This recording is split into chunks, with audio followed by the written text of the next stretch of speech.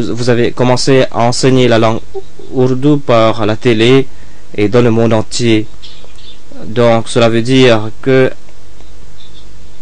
à travers cette méthode, vous allez pouvoir enseigner cette langue à beaucoup de musulmans. Donc ma question est, est-ce que la langue ourdou sera un avantage pour les musulmans, surtout pour ceux dans le tiers-monde comme en Afrique, ou... J'ai compris votre question, dit sa sainteté. Je vais vous répondre.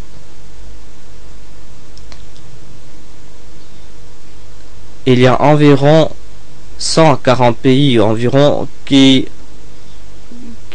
ont accepté l'Ahmadiyya. Donc dans ces pays, on trouve des Ahmadis. Dans certains pays, il y a environ 100 000 Ahmadis ou plus. En Afrique et sur d'autres continents. Donc, ils parlent environ 100 ou plus langues. Et ils m'ont accepté comme leur chef spirituel. Et ils veulent écouter mes instructions dans mes sermons. Tous les vendredis au moins. Donc, ils veulent profiter de tous mes conseils. Et aussi, ils veulent profiter et ils ont ce droit. Donc, quelle réponse allez-vous proposer? Quelle langue devait-on leur enseigner afin qu'ils puissent m'écouter directement sans aucune traduction? Si vous insistez sur les traductions, alors le système de traduction est si faible que même si une personne est très capable, il ne peut pas traduire simultanément exactement. Il est en train de traduire quelque chose en son esprit d'abord. Quand il commence à parler, moi je continue à parler et je ne m'arrête pas. Donc que dire de cette partie qu'il ne peut pas consacrer à son attention? Donc, et des fois, ce genre d'erreur est très fatal. Encore une fois, je connais ces personnes qui ont objecté concernant certaines choses que j'ai supposé dire, des choses que j'avais pas dit. Donc je les ai invités d'écouter à quelqu'un qui connaît la langue ourdou et ils ont compris que c'était pas cela ce que j'avais dit. Donc je crois que c'est Dieu qui le veut. Dieu m'a fait comprendre qu'il faut se débarrasser de ce système de traduction en enseignant la langue ourdou directement, de leur enseigner cette langue. Mais ce n'est pas tout, dit sa sainteté. C'est seulement une déclaration partielle. Ce que nous sommes en train de faire est que nous sommes en train de les enseigner la langue ourdou, la langue arabe, la langue allemande, la langue française et 7 autres langues. C'est-à-dire, en tout, nous sommes en train de les enseigner 8 langues simultanément à travers la télé.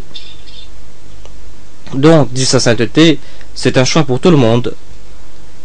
Ceux qui parlent la langue ourdou pourront parler avec leurs frères. Et s'ils choisissent la langue,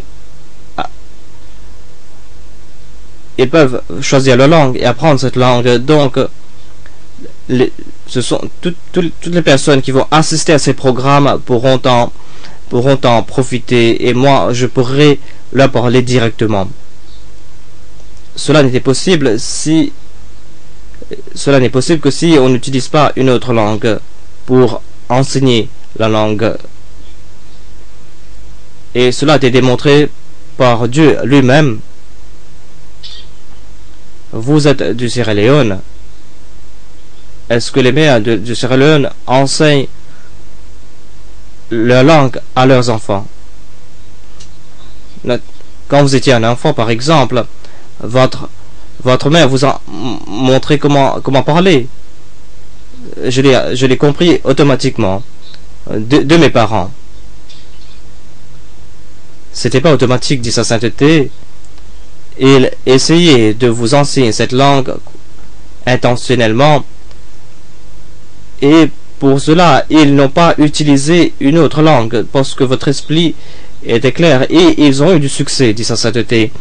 Ils ont du succès alors que personne parmi vos parents qui a été entraîné pour enseigner une langue. C'était pas des personnes qui ont eu des maîtrises concernant l'enseignement. C'était des mères illettrées, des pères illettrés, et la société était illettrée. Mais ils vous ont enseigné cette langue, et ils ont enseigné ces langues, pas à vous seuls, mais dans le monde entier. Même dans les endroits les plus obscurs concernant l'obscurité, concernant l'ignorance, ils ont le même avantage. C'est-à-dire, tout parent peut enseigner sa langue à ses enfants, et non pas à travers une autre langue, mais à travers les signes, en nommant certaines choses et en créant un certain intérêt dans les nouvelles choses qui sont en train de montrer.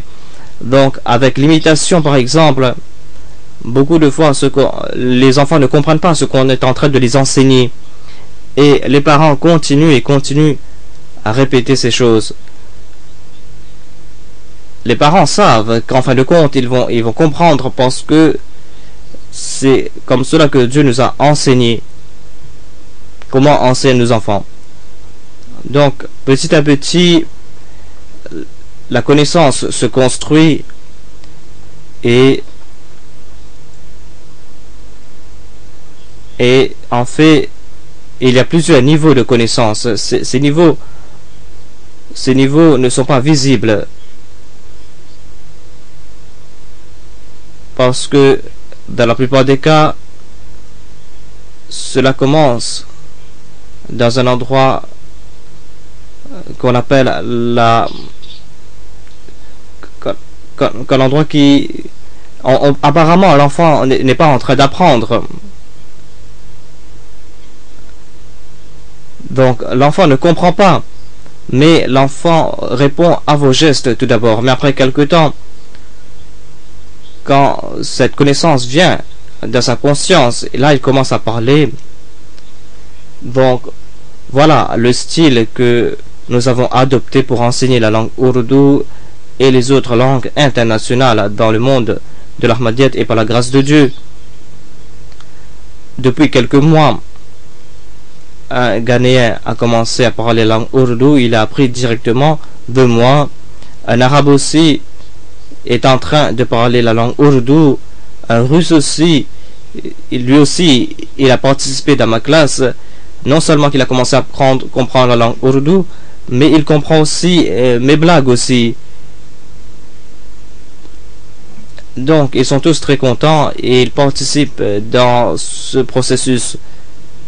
Donc, quand nous allons terminer un an, après un an, et quand on va représenter ces cas ou ces programmes avec l'aide des autres programmes simultanément, c'est là qu'Inch'Allah, l'Ahmadiyyat va bénéficier va bénéficier de cela, et on va pouvoir enseigner la langue à d'autres personnes. Je voudrais ajouter quelque chose, dit le monsieur.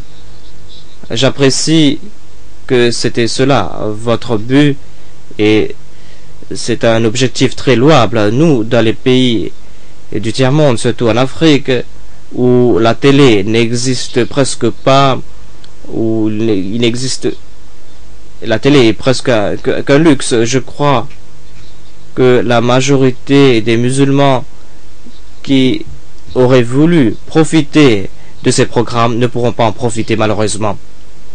Donc ce que nous sommes en train de faire, c'est que nous sommes en train d'ouvrir plus de centres dits sa sainteté, où tous les gens d'une région quelconque pourront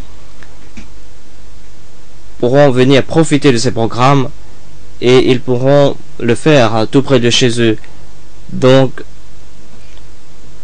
nous allons dire que toute personne qui sera intéressée à apprendre la langue ourdou ou allemande pourra venir dans le centre de la Jamaat Ahmadiyya, et il n'aura rien à payer. Encore une fois, ils pourront copier ces programmes, et s'ils le peuvent, ils peuvent copier ces cassettes, et ils peuvent utiliser ces cassettes pour enseigner la langue. Nous n'allons pas les empêcher de le faire, tout comme les autres le font. C'est-à-dire, ils ne donnent pas les droits de copie. Donc, Inch'Allah, petit à petit, on va le faire. et les gens en vont profiter.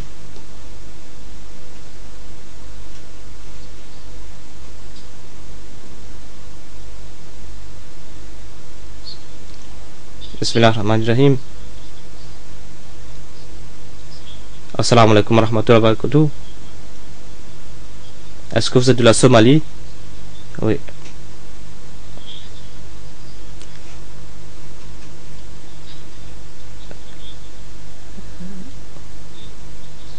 La question que j'ai, ou mes questions, sont que quelle est la preuve dans le Saint-Coran qui déclare qu'il y aura un Messie qui viendra? Donc, je vais m'expliquer, dit sa sainteté. Quelle est la solution? Le Saint-Coran, en parlant de l'ancien Messie, c'est-à-dire de Jésus-Christ, fils de Marie, dit qu'il sera un exemple pour les temps à venir. Et tous les musulmans, les érudits, interprètent cela comme voulant dire la deuxième venue de Jésus-Christ. D'après le Saint-Coran, Jésus-Christ sera un masal, c'est-à-dire un exemple pour le futur.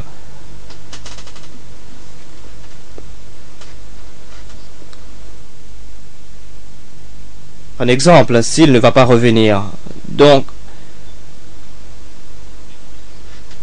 c'est pas une question qu'il viendra ou pas. Tous les musulmans savent qu'il va venir et tout cela est basé sur les interprétations de certains versets coraniques.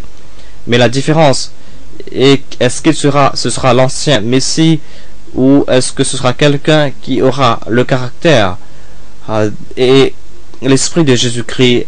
Nous croyons que quelqu'un va venir de la Oumma du saint prophète Mohammed sallallahu alayhi wa sallam, quelqu'un qui aura le caractère de Jésus-Christ, mais c'est pas Jésus-Christ lui-même en chair et en os qui viendra.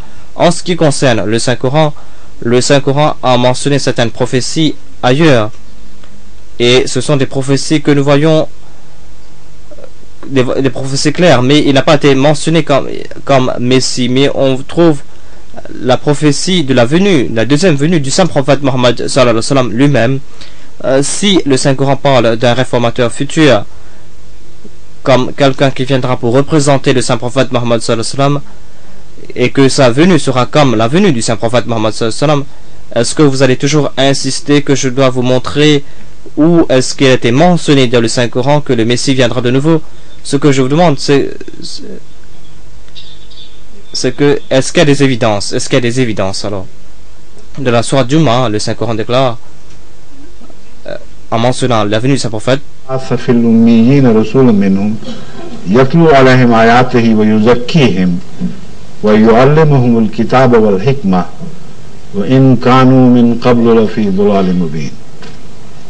statement is complete, isn't it? La déclaration est complète d'après vous.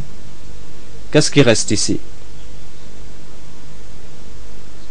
C'est une déclaration parfaite. Et puisque les Somalis comprennent la langue arabe, je crois que vous avez compris. Donc je sais que vous prenez la langue arabe, mais je parle des autres, moi. Peut-être qu'ils n'ont pas compris ce verset, donc je vais traduire ce verset. Cela parle de la venue du saint prophète Mohammed sallallahu alayhi wa sallam. De la sourate Al-Jumu'ah, nous voyons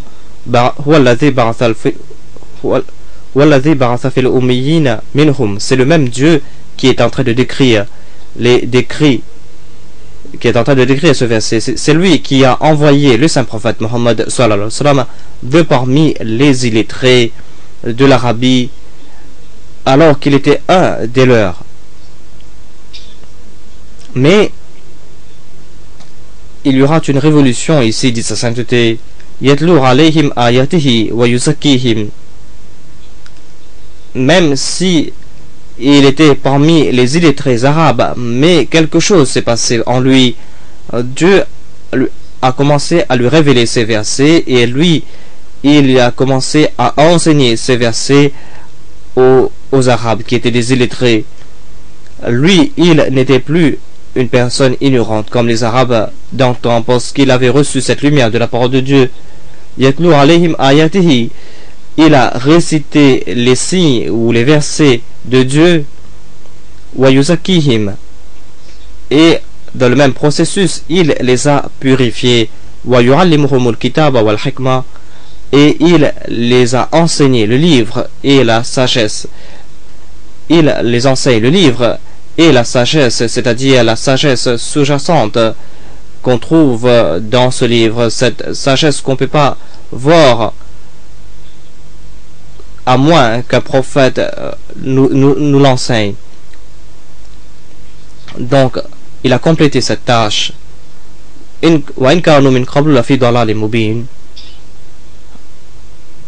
Alors qu'auparavant, avant la venue du saint prophète Mohammed sallallahu alayhi wa sallam, les Arabes étaient dans une erreur manifeste. Lui, il a complété sa mission. Donc, apparemment, cette déclaration est finale, mais le prochain verset présente un autre scénario. Il est dit: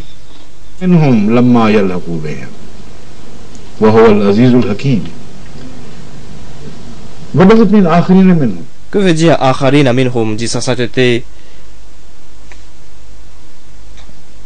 Wa akharina minhum,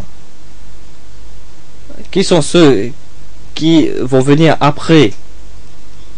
Lamma yalhaqu bihim,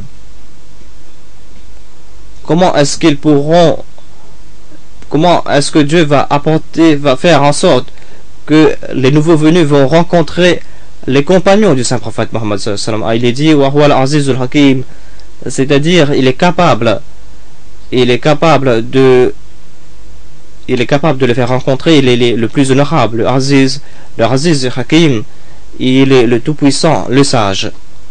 Donc est-ce que cela veut dire que le saint prophète Mohammed sallallahu alayhi wa sallam va revenir de nouveau parmi des personnes qui n'ont pas rencontré les premiers musulmans? Le Saint-Coran en parlant de ce sujet, explique davantage. Il est dit: ذَلِكَ فَضْلُ اللَّهِ يُؤْتِيهِ مَن يَشَاءُ.